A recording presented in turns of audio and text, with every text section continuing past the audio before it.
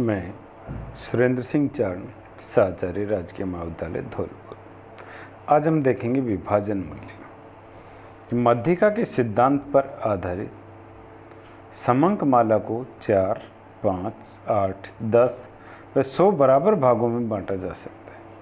श्रेणी को अनेक भागों में विभाजित करने वाले मूल्यों को विभाजन मूल्य कहते हैं। जैसे हम मध्यिका में श्रेणी को 2 भाग में बांटते हैं, वैसे ही विभाजन मूल्य 4, 5, 8, 10 और 100 बराबर भागों में बांटता है। अब है विभाजन मूल्यों की संख्या। देखिए, इसके नाम पर आधारित जैसे चतुर्थक तो 4 भाग होंगे, पंचमक में 5, अष्टमक में 8, दसमक में 10 और शतमक में 100। इसके नाम के आधार पर ही बंटन के भाग कहलाते हैं हमारे पास। अब विभाजन मूल्यों की संख्या कि जितना हमारे पास जैसे 4 है तो 4 से 3, 5 है तो 5 का 4, यानी 8 है तो 7, 10 है तो 9 और अगर 100 है तो 99। अब इसकी वास्तविक संख्या निकालें तो चतुर्थक की संख्या होती है 2, पंचमक में की 4, अष्टमक की 6, दसमक की 8 और शतमक की 98। देखिए, जैसे हम ये टुकड़े करते हैं कि 1, 2, 3 और 4। अब इसमें लास्ट का जो मूल्य है उसे हम हटा देते हैं, बच गए हमारे पास 3। जो बिल्कुल बीचों बीच का होता है वो मध्यिका मूल्य कहलाता है, इसलिए इसको भी छोड़ दिया जाता है। तो अब चतुर्थक कितने बचे? 1 और 3, यानी प्रथम चतुर्थक और तृतीय चतुर्थक। ये प्रथम चतुर्थक है 25% को दिखाता है और तृतीय चतुर्थक है ये 75% को दिखाता है। तो हमारे पास इसलिए चतुर्थकों की जो वास्तविक संख्या होगी वो होगी 2। इसी तरीके से पंचमक में देखिए श्रेणी को 5 भाग में बांटेंगे, 4 और 5। अब लास्ट का छोड़ दे तो बच गए कितने? 4। यहाँ बीचों बीच कोई मूल्य नहीं आता, इसलिए इसकी संख्या, विभाजन मूल्यों की संख्या और वास्तविक संख्या दोनों बराबर होती है। और इसको संकेत देते हैं QN1 से QN4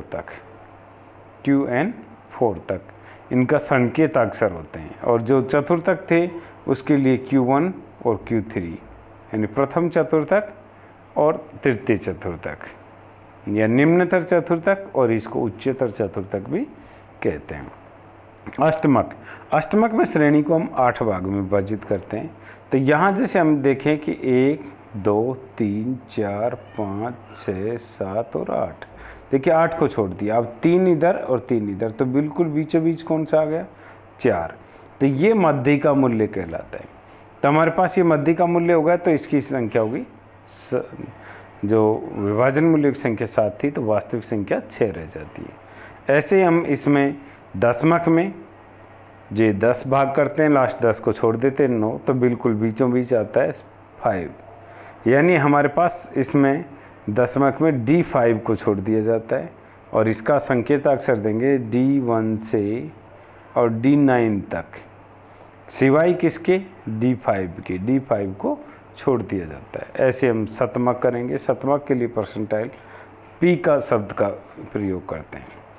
यहाँ जो हमारे पास है ये 98 होते हैं, इसमें P50 को छोड़ दिया जाता है, तो P1 से और P99 तक होता है ये हमारे पास, P99 सिवाय किसके? P50 के, जो कि मध्यिका मूल्य कहलाता है। अब हम देखेंगे व्यक्तिगत एवं खंडित श्रेणी में विभाजन मूल्य का निर्धारण।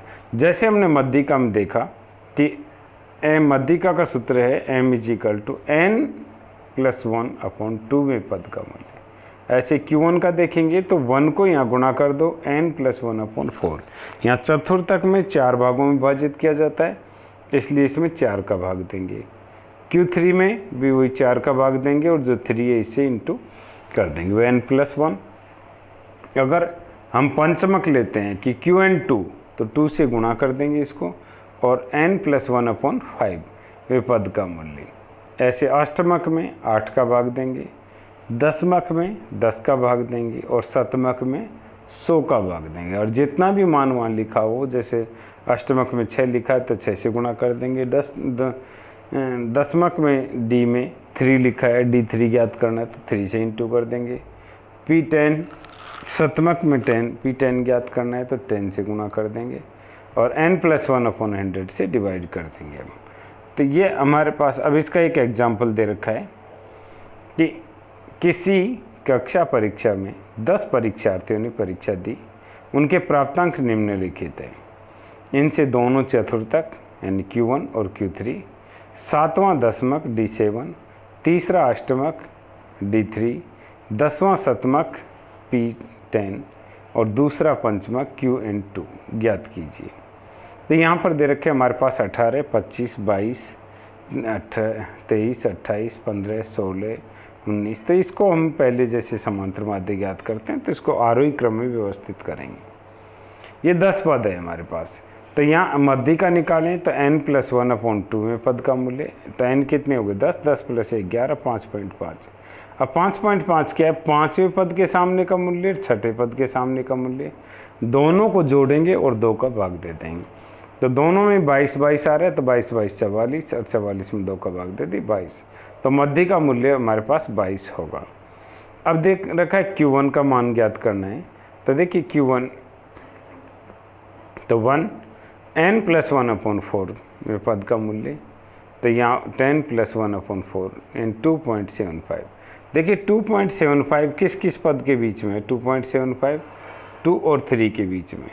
तो यहाँ क्या लेंगे कि दूसरे पद का मूल्य प्लस 0.75, तीसरे पद का मूल्य माइनस दूसरे पद का मूल्य।